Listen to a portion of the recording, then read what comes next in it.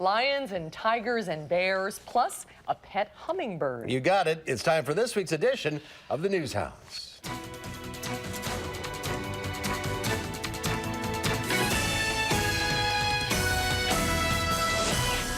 Estie says it's a zoo baby bonanza. First up, lions.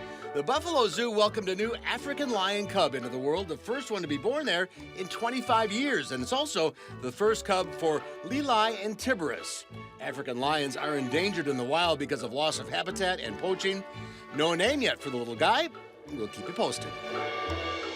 Lola says it's on to tigers. The San Diego Zoo's 3 newest Sumatran tiger cubs made their public debut this week, quickly making a home out of the maternity exhibit at the Southern California Zoo.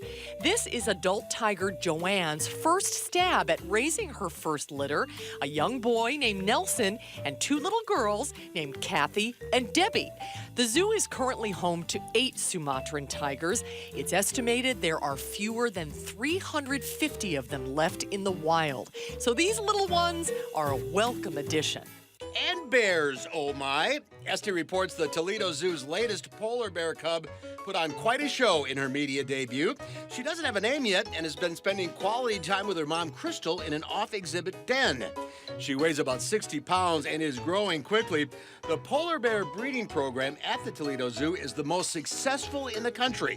With 7 births in the last 10 years, they apparently know what they're doing.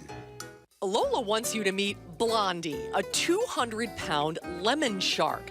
She apparently loves people, especially people who give you a massage. She often comes over to visit divers in Florida. Diver Cameron Nimmo rubs the side of her face, and it almost looks like Blondie is smiling.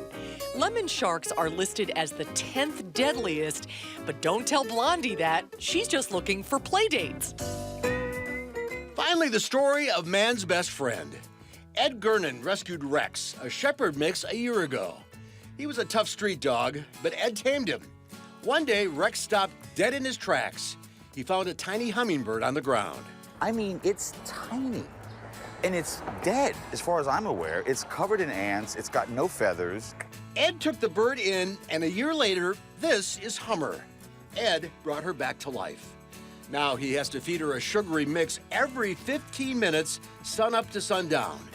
He taught her to fly using a hairdryer. She now has the run of the place, even sharing Rex's water bowl. Ed knows Hummer should be breeding soon. He leaves the doors and windows open, but she doesn't leave.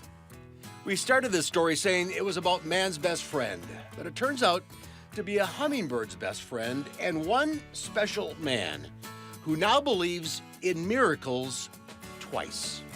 And that's this week's edition of the News Hounds. It's pretty remarkable. That is an incredible story. He left for dead and brought her back to life. I love hummingbirds. I do too. They're so special, and I can't believe it just stays. Yeah. Oh wow, that's remarkable. Pretty cool. Thanks, Estie and Lola.